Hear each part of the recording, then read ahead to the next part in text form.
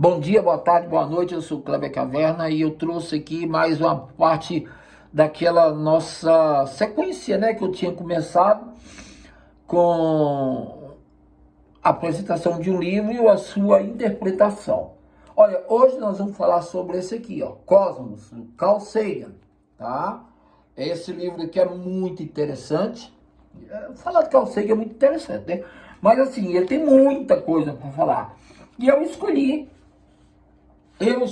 uma coisa simples, as 3 leis de Kepler, a primeira, a segunda e a terceira. No caso aqui o meu livro está todo rabiscado, porque eu rabisco ele mesmo, né? Olha, todo rabiscado, mas é minha maneira de estudar, eu gosto, né? Eu gosto de fazer essa bagunça aqui. Olha só, o Kepler, ele nasceu em 1571, tá? Quer dizer, o Brasil tinha sido descoberto em 1500, teoricamente, né? E ele nasceu em 1571, quer dizer, pouco tempo depois do descobrimento do Brasil. E de lá para cá, foi sendo desenvolvido várias coisas, e aí ele saiu com as 3 leis, que passaram a se chamar Lei de Kepler. Então não é algo que apareceu agora, é uma coisa antiga. E isso revolucionou o mundo da literatura astronômica. Vamos ver o que diz já a primeira lei. Quando um dado planeta está em seu ponto mais próximo do Sol, ele acelera seu movimento. Quando no ponto mais distante, desacelera. Tá. E devido a esse movimento que dizemos que os planetas estão sempre em direção, mas nunca chegando ao Sol. A primeira lei de Kepler do movimento planetário é simples assim. Um planeta move-se numa elipse com o Sol em um dos focos. Eita, vamos ver? Olha só, basicamente, eu vou trazer mais para cá, isso, para você poder ver, vou aproximar mais aqui essa imagem, isso. Olha só, eu tenho um planeta, ele não gira de movimento circular, porque senão o Sol teria que estar no centro. Ele gira em movimento elíptico, tendo o Sol como um dos focos dessa elipse. E o planeta, ou os planetas, ficam na outra. Quando ele está mais próximo, por exemplo, digamos que esse planeta estivesse aqui, eu teria o periélio, perto do Sol, perto do Sol. Se eu tivesse ele mais afastado, eu teria esse que aqui a gente chama de afélio, afastado. Então, basicamente, a primeira lei de Kepler é isso aí, tá?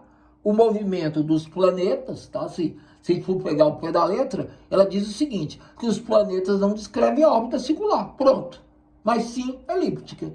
Então, com o Sol posicionando num dos focos dessa elipse. Simples, só isso. Nada mais a acrescentar, tá? Essa lei aí, ela diz que a órbita ao redor do Sol não é circular, ela é uma elipse, como você está vendo aí. Uma elipse lembra aqui como se fosse um ovinho, né? Meio... É um ciclo que foi achatado. Muito bem. Vamos à segunda lei. A segunda lei, aí olha que legal. Ela coloca a Terra aqui, aqui, aqui e aqui. E ela mostra que descreve áreas diferentes. Pelo menos no visual parece que a área é diferente. Pelo menos daqui até aqui, a distância é maior, e aqui até aqui a distância é menor. O que diz a segunda lei de Kepler? Ela diz o seguinte, a reta que liga, tá?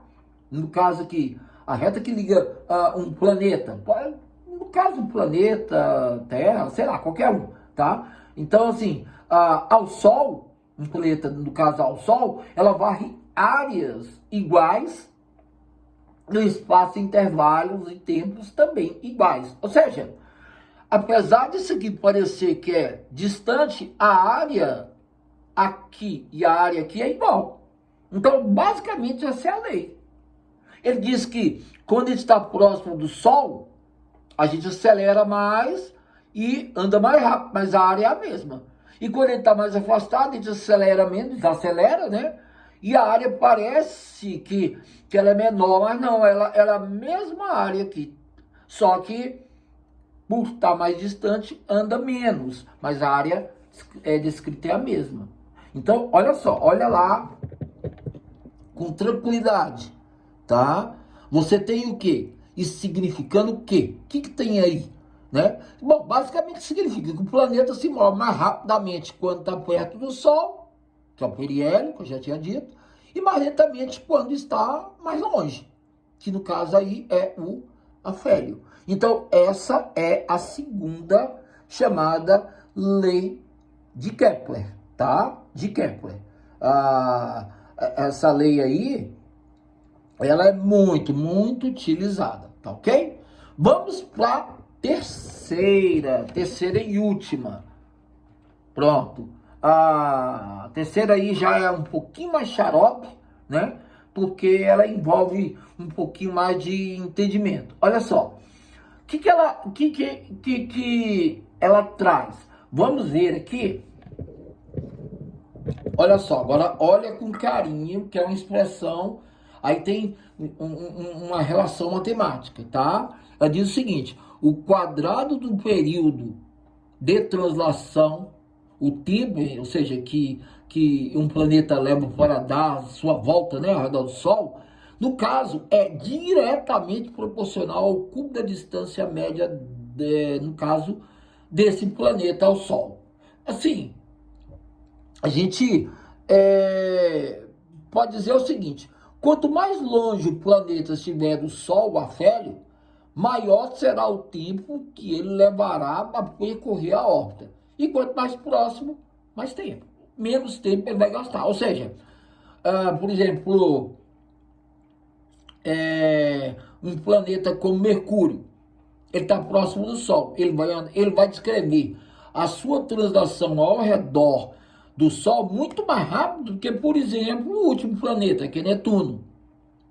Ou Plutão, que é um planeta anão. Esses vão dar essa volta ao redor do Sol, vai demorar muito mais tempo. É uma questão até lógica, tá?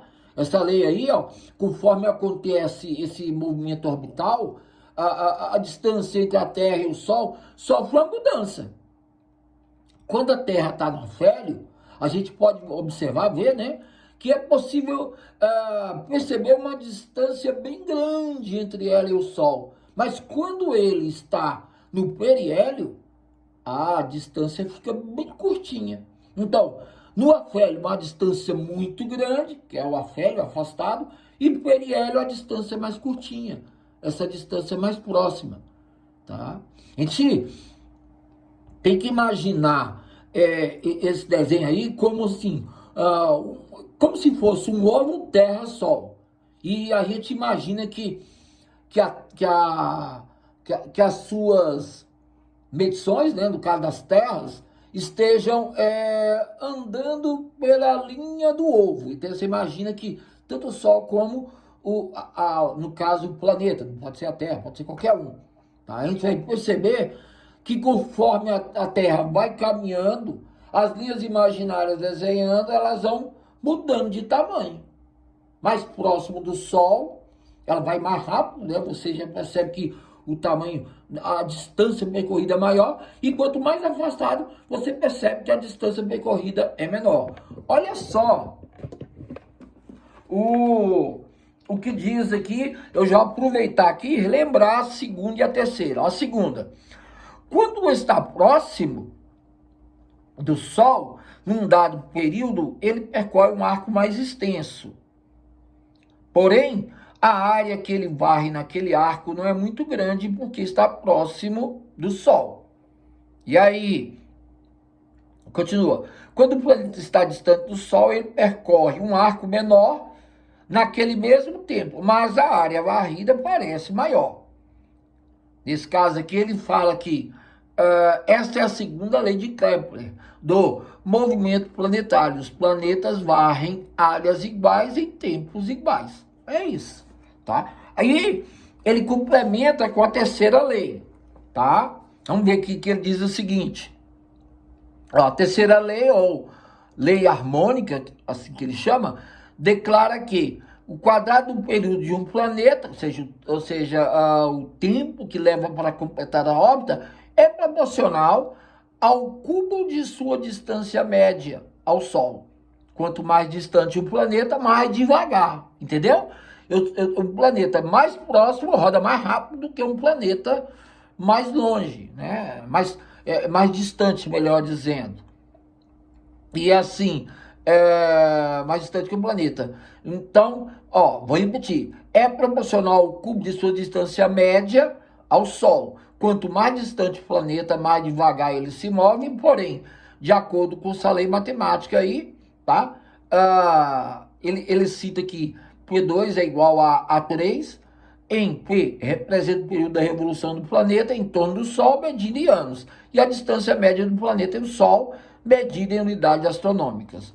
Basicamente, essa é a chamada terceira lei. E aí, para terminar, ele coloca assim: os planetas aceleram o seu movimento quando se aproximam do Sol, desaceleram quando se afastam dele. Então, basicamente, essa é a base das chamadas três leis que formam as leis de Kepler, tá? Então, ela diz assim, trazendo assim, mais simplesinha, o quadrado do período da translação, que é o tempo de um planeta leva para dar a volta no Sol, é diretamente proporcional ao cubo da distância média desse planeta ao Sol. Basicamente é isso. Então, assim, poderia traduzir, resumir tudo assim: planetas mais distantes do Sol levam mais tempo para completar suas órbitas. E essa relação é consistente, ela é o tempo todo, tá? Para todos os planetas do sistema, não importa qual seja o planeta. Então, não tem assim muita coisa de espetacular a ser acrescentada. Basicamente, essas são as três leis de Kepler. Cara, eu espero que você tenha entendido. Aqui está o meu contato, você pode ver no meu canal no Instagram, né, Astronomia Kleber, e essa aula disponível, tá, no meu YouTube, canal Kleber Caverna, que trata sobre esses assuntos e outros mais. Espero que tenham gostado e recomendo, pode ler sem medo. Mas já tem muito tempo que ele foi lançado. Não tem problema, ele tem muita coisa que parece que foi dita agora, tá? Então, certo, tem algumas coisas que podem ser superadas, já foram superadas. Outras não aconteceram ainda, porque quando ele escreveu esse livro, não tinha um monte de coisa aí. Por exemplo, não tinha esse James Webb e tal. Mas é um livro que já traz aí muitas indagações legais. Eu gosto muito do Carl Sagan. Prazer, um beijo e um queijo. Professor Kleber Caverna. Até a próxima. Um abraço, um beijo e um queijo. Tchau, tchau.